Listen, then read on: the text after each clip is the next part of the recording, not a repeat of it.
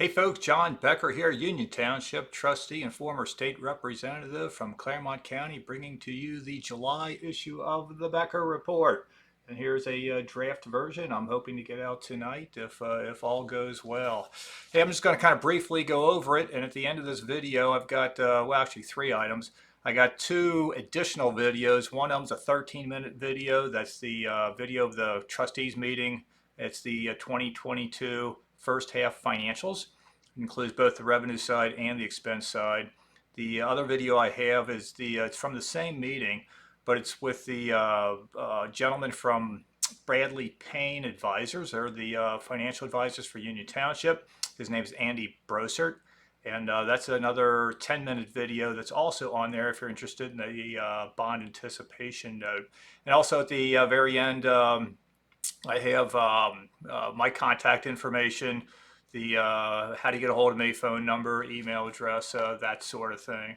So just briefly, what's in the July issue of the Becker Report? I start with talking about the abortion debate and human rights and birthing persons' right to kill, as well as post-birth abortions, and should a 10-year-old girl be able to, who is pregnant, be able to get an abortion? Is that the right thing or the wrong thing? I answer all those questions. And in the previous edition, the June edition of the Becker Report, I had a lot of other tough questions in there. So yeah, I ask the tough questions and I answer the tough questions. You might not agree with me, but at least you can see my perspective on these things.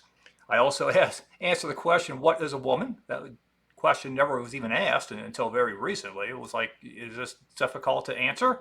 Well, it isn't for me. I've got that answered as well. Can men get pregnant? Yeah, I answered that question. Also, I touch on the gun control issue. There was a shooting that was I think it was outside of Indianapolis in a shopping mall where the hero was a good guy with a gun. That's typically the case. A good guy with a gun. Sometimes a civilian. Usually it's somebody in uniform, a law enforcement officer. But yeah, the good guys take out the bad guys, and then the bad guys stop killing people. So yeah, this guy was prepared to shoot back, and he did, and he saved the day. Could that happen in Ohio? Well, yeah, if he were to disobey the law, because in Ohio, our shopping malls are private property. Well, at least some of those shopping malls, I checked out the one in Eastgate, and there's a sign on the door that says no guns allowed. Well, under Ohio law, that if there's a sign posted that says no guns allowed, that's a misdemeanor crime if you go in with a firearm. Whether you're legally allowed to carry a firearm or not is not relevant. And if you're licensed to carry is not relevant, it's illegal to go in there. And so, had the same thing happen to Eastgate Mall, it might have been a very different outcome. Had the hero been following the law, he would have locked his gun in his car and gone in unarmed. And many more people, including himself, may have been killed. So fortunately, under Indiana law, it's written a little differently, where he was able to legally save the day. I'm hoping we can get the law changed in Ohio to do the same.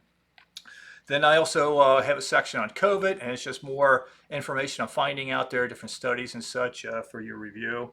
I have a Union Township update, and a lot of that was in the Claremont Sun recently with an editorial. There's really not a whole lot of news here. We did approve the Kroger project, but still kind of not a done deal. There's some hoops for them to jump through, but we've done what we can on our end in Union Township. Then get into my typical Union Township restaurant visits. I think I've up to about 100 different places now, if you count the food trucks and bakeries. And then at the end of that, I got the Video Central, the Becker YouTube channel with my archives section, and the event calendar. So go ahead and subscribe at beckergop.com and subscribe to my YouTube channel. And again, I got 2 more videos at the end of this. The first one is 13 minutes long, and the other one is 10 minutes long. So keep watching if you want to see all those, and I'll be back next month to tell you about the August edition of the Becker Report. Hey, have a great day. Bye bye.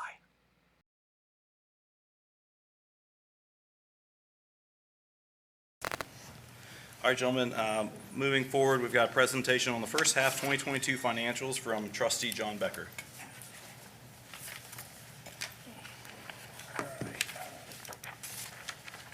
Okay, so as I've been doing these financial presentations, I've been looking a whole lot on 2021. The reason for that is to have a full year of data for 2021, and also kind of a warm-up to get me accustomed to data and used to it when I start digging into what happened to the screen. It's back. You're back. Okay. So now we have 6 months. Technical difficulties. Now we got 6 months of data, January through June for 2022. So I put together a presentation to kind of compare and contrast the first half of 22 to the first half of 21. And a lot of times it's not a fair comparison because there can be so much variation in when expenses and revenue can hit. But I took a stab at it regardless. So the first item.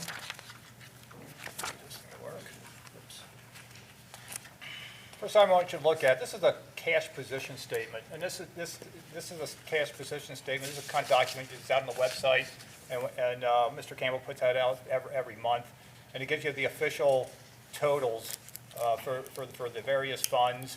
And the numbers I look at on here, at least for the purposes of this demonstration, is the net revenue, which is in the yellow, and that amount was $26.6 million. And then the net expenses, and that amount was $20.4 million. So I guess at an immediate glance, it looks like we're doing quite well in terms of revenue versus expenses.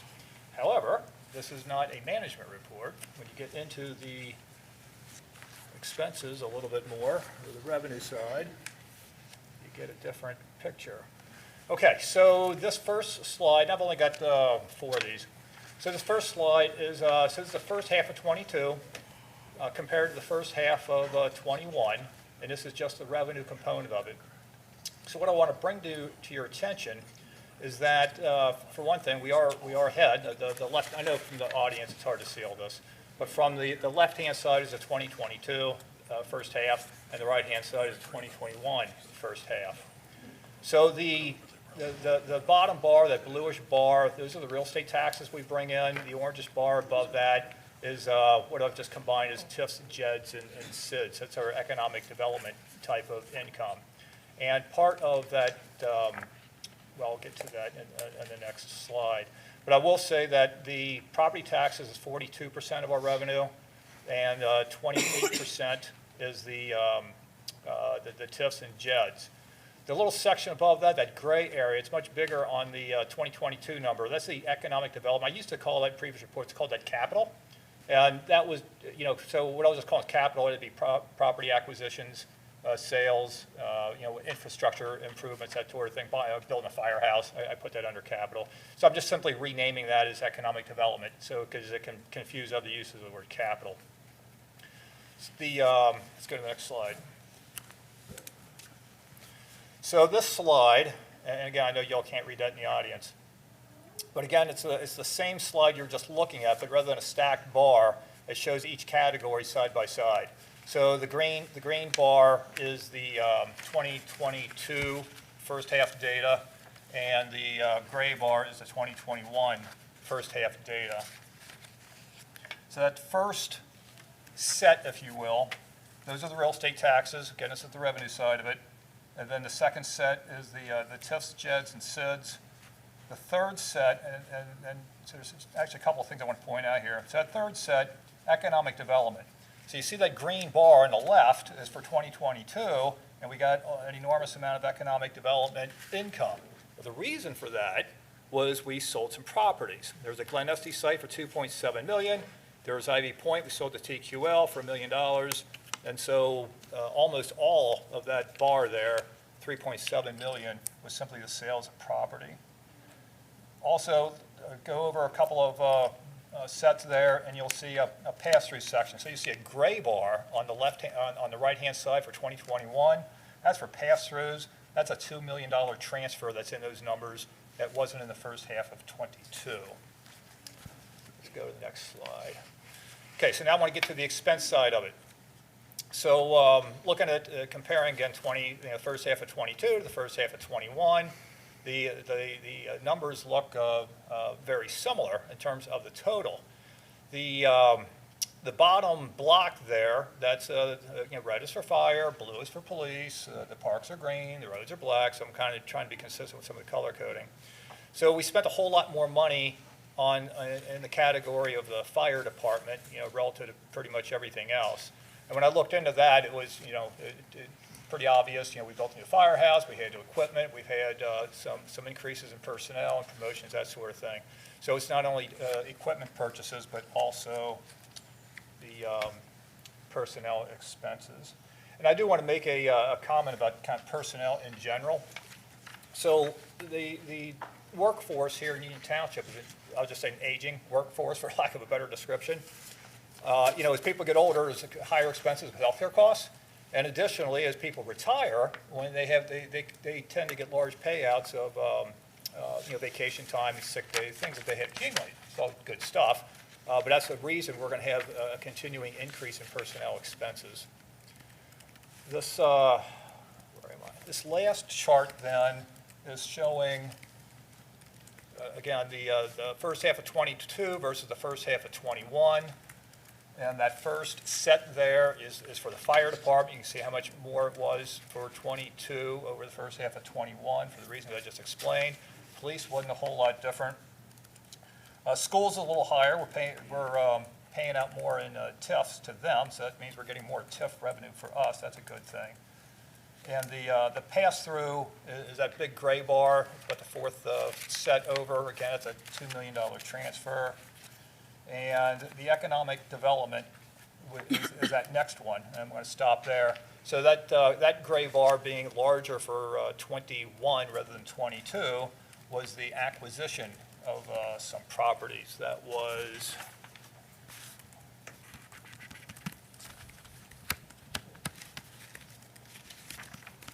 I'm going to go from memory. It was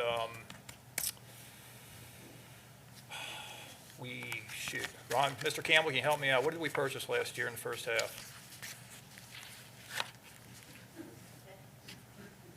Particularly for the fire department? So the important thing to do is look at and learn from this is, if you go back to your third slide. So Union Township is focused heavily on economic development. What we do here is we purchase property, we amass the property, and then we look for business partners that we can bring to the community that we can sell the property back to. Normally, we have a tax increment financing district set up, and then we also do a joint economic development. All this is with the precept that we're keeping the tax bases lower for the residents. So what we've done over the years, as long as I've been here, is all about economic development. And I think that's what your graphs are going to show you there. Yeah, we're a little inflated this year because we sold property, but that's a good story. That's why we bought the property, is to sell it. And then when we do that, we use the JEDs and the TIFs to pay for salaries for our emergency services people. And if you look at the total overall picture, the majority of the cost at Union Township is in personnel, which is to be expected. We have a fully accredited, all of our services are accredited. But it's very expensive to run firehouses, to run police departments, and the way that we do that is with our economic development. That's the backstop to everything that we do here. A lot of good forethought went into that, and I think that's what we need to continue to do going forward. Later on, I'm going to present the statutory budget. It's totally different from an operating budget, but we'll talk a little bit about that. But I think what Mr. Becker's trying to tell you is that we're in good shape here. We're tracking very similar to what our expenses were last year, with the exception of the firehouse. And we brought Station 53 online. You had some, acquisition costs in there to get the building up and running. We promoted 6 lieutenants, which is a nice thing to do. And then we went from a hire of 7. 3 of those were actually new hires. So we had 4 people that left. We replaced those and then added 3. Thank you for that explanation. I hope that helps. It's very helpful. I did find the number I was looking for. Hamilton Safe, we spent $757,000 down there on infrastructure. We had two property purchases that came out to $600,000. And there was some improvements down at our McMahon properties, which was another like $270,000. So those were those kind of unusual expenses, if you will, that had occurred during the first part. So that's why you get so much variance, in different time periods and trying to look at these numbers side by side. And with that, gentlemen, it concludes my report. Any questions for me? Or Mr. Campbell, for that matter? Institutional knowledge. No, so Hamilton Safe is a perfect example, not to belittle what we're doing here, but that's a perfect example, right? We partnered with Hamilton Safe, we brought the infrastructure improvements down there, the sewer lines, upgraded the railroad system, easements there, and the power grid down there. And then now, they've built a really nice facility, brought new jobs to Union Township, and at the same time, the rest of that property's down there would be eligible to redevelop because the sewer lines are now in place. So that's what economic development does, and that's the whole premise behind doing the TIF deals that we do. I know, from spectators, it's kind of overwhelming, but when you get involved, you start to understand the concepts here. Those are the tools that we have that I think we do a really good job with. Thank you, Mr. Campbell. Thank you, Trustee Becker. I've got no further comments or questions. I'm not too concerned about the increase of spending with the fire, and I honestly think we got to get used to it. Yeah. It is very difficult to find police officers and firefighters right now, and we got to take care of them. And I'm a conservative, I'm a Republican, I don't like spending money. I like trying to save our taxpayers as much money as possible. But if I have to say what would I spend money on, it would be our police and fire. It's funny, we were talking about a lateral program, getting other police and firefighters to come over here and have what's called a lateral program, and I'm all about it, and it's not going to get any easier. Who wakes up today and wants to be a police officer? I remember 15, 20 years ago, I absolutely wanted to be, and but nowadays, that's not the case, and so if we want the best, I got a feeling it's not going to get any cheaper. So I'm okay with those two blocks being slightly bigger. That doesn't mean we can't watch our expenses in other categories. As far as, I think both of you would agree, is police and fire, I have no problem with that, so. Public safety, absolutely. Thank you very much, gentlemen. Appreciate the special presentation.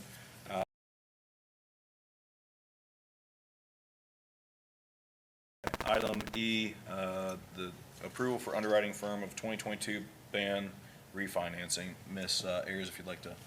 Thank you, sir.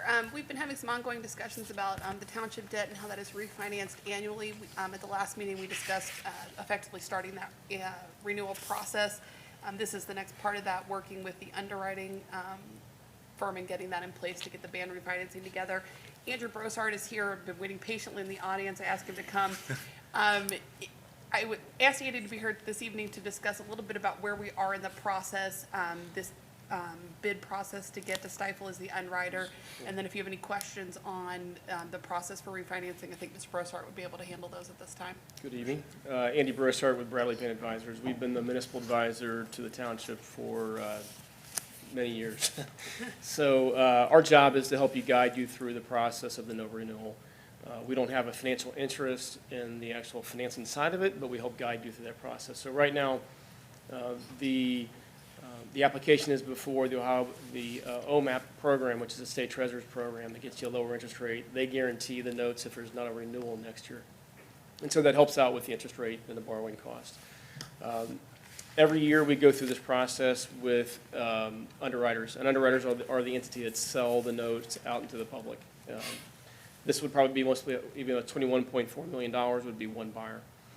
And so the process we take with that is we go to the top 5 note underwriters in the state of Ohio, ask them to give us a bid on their fee, and then tell us what their spread is going to be in terms of the interest rate. And so both items, the interest rate and the fee, ends up being the low bidder, and this year is Stifel Nicholas. I believe this might be the first year we've worked with them. They are a very large organization in St. Louis. They're massive across the country in terms of municipal underwriting, very good firm. And so that's the recommendation for moving forward with them tonight. The note issue will probably price middle of August because the 2021 notes come due, I believe, August 30th of the month. That's a short synopsis of the process. Interest rates are up. We're looking at in the range of 2.5% this year for a one-year note borrowing cost. Well, thank you, Ms. Ayers, thanks for inviting Andrew out here tonight. It's a pleasure to meet you. too. So thank you for the support of the township and what you bring to the table. John, I'm sure John does. Oh, I do. he's met with them, you've met in depth, right? Yeah. I would expect nothing else. That's funny. Yeah, you and I, we met, I don't know, it was back in February or March or something. Yeah. Sat in the conference room with Mr. Wright and Mr. Campbell. And from my perspective, it was a great meeting. Keeping it high level, helping me to understand what this bond was all about. If I'm remembering correctly, it was it's a derivative where it's an interest rate swap with the Royal Bank of Canada. We had or I guess the current interest rate is 3.9%. So is that dropping to 2.5? Is that correct? Yeah, so you're always paying the 3.49%. 3.49? Yeah, don't quote me on that, I haven't looked at that in a while, but whatever that rate is, I think it's in that 3.4 range. So you're always paying on that. Now, the one-year note is tied to a match of what the one-year note, of the one-year short-term rate is. They call it it used to be the MIG, or I'm sorry, they just changed the name of it. Anyhow, there's a mismatch there that has to be accounted for. Is that And true so, up? what's that? The true up? The true up, that's correct. So that 2.5% rate would be matched up to the SIFMA rate, which is what they used to call it, one-year borrowing rate, and if those match up, it's either a gain or a loss. So the gain would be, you don't have to pay anything more. The loss would you have to pay more in interest that year. Now, I think going back the last 5 years, I believe, the townships had the benefit of the mismatch, if you will. So that's what happens below it. It's a very complicated instrument. It fixed this financing for you for a period of about, I think, 25 years into that rate. But the downside of it is that you have to renew the note each year. Yeah, so also something we talked about was, my concerns and my original understanding that it was a short-term note, but kind of really isn't, but we still have to renew it every year. And with interest rates going up, and at that time, we were talking about that, and you told me to keep my eye on LIBOR. Yeah. Well, I've been keeping track of LIBOR rates, so when we first talked about it in the March meeting, so maybe we actually met in February or early March, LIBOR was 1.38, then it went to 2.28 in April, then 2.67, then a 3.01, and I think yesterday's rate was 3.72. And my takeaway from that meeting when you and I discussed it was as long as the LIBOR doesn't go greater than 3.9, and again, it's at 3.72, Yeah. At that point, I think your words were we might have some decisions to make. So LIBOR being in the ballpark of this 3.9 or 4.9, whatever it is, what problem do we have, or what problem are we going to have, or is this even a problem? Not a problem. Because that rate is locked in for so long, you could do nothing and continue to pay that 3% rate until maturity on the notes. Or should say the long-term swap, they're a derivative product. Getting into the weeds of this, when rates were really low, when they were 20 basis points for LIBOR, there was this huge breakage fee. So if you called up RBC and said, hey, we're done with this, we want out, well, what was the number one time? It was like, I think, $6 million was the breakage fee, just to get out of the deal. And so, that wasn't good for you, obviously. Now, as interest rates go up and LIBOR goes up above the swap rate, that's when we've seen that breakage fee decrease and decrease over time. And so as we come closer to this renewal, you'll get a statement from RBC that says, hey, this is the value of the breakage fee today. And so we'll have that answer for us as we come closer to repricing this note each year. Yeah, I don't know that we want to break it. We just good to know what our Yeah, options I mean, are, what our it's- future looks like. It's, you break it, now what's your option? Do you roll a note again and then you're subject to whatever interest rate market may be in the future? That's a gamble. Do you fix it in the long-term bonds traditionally the way a community would do? Then you're looking at whatever the interest rate market is at that time. So But you're not renewing the note every year. All right, so let's fast forward to a year from now, and we're having this conversation again, and they say LIBOR is at, I don't know, 6%, just to throw out a number. How does any of this change at that point, or does it? Well, you're still paying the 3.5. And we can pay that through, till the end of time, or till the bond matures? That's correct. Awesome. I like the sound of that. Well, Thank you, I feel much better. I wasn't here when this was done, so we've been helping you out through it all the way through. It's a complicated product. You don't often see it in the township structure. You see it a lot with universities, healthcare, talking mega, large transactions. It's worked out for you, but, there are some risks associated with it. The other risk is the credit risk side of this relative to your swap provider. The RBC's got a really good credit rating, and so that's the other concern that you'd be worried about. And this happened back in 2012 when there was a lot of swaps out there with banks that went under. And then all of a sudden, if you were holding that swap, your derivative package, you had to pay up, and a lot of people didn't know that at the time, which really pushed this product into a very heavily regulated product now. That anytime we even touch that swap, we're required to get a swap advisor involved who's an expert in the field that is looking on your behalf. And I've had some ongoing conversations with Mr. Brossart. We continue to evaluate what we think the best way to move forward is, and definitely keep an eye on whether we think this continues to be the best product for the township or whether we want to look at different options. Yeah. But that's a constant conversation. Great, thank you. Just want to say, being real, they always say you never want to be the smartest person in the room, and clearly I am not the smartest person in the room. And that was like a completely different language, so. Appreciate you You're having you welcome. on our team, so. Thanks. Yeah, It's a pleasure absolutely. working with you guys. Any Thanks, questions? sir. No, absolutely, thank you. Okay. And again, happy to hear you reiterate the OMAP process. We had Treasurer Sprague in town in January for Oh, a did he? formal visit to Yeah. Union Township, and Ron Campbell and I sat down and talked with him about that and the OMAP and being able to leverage the credit rating of the balance sheet of Ohio, so. We talked about it Great. 3 years ago. It was a great product to move into. Yep. Yep, so Thank you. great, so thank you very much. Thank you, sir. Thank you. Gentlemen, do we have a motion to approve the underwriting firm for 2022 band refinancing? So moved? Second. No discussion, roll call, Mr. Campbell. Mr. Dills? Yes. Mr. Becker? Yes. Mr. Logan? Yes. Motion carries.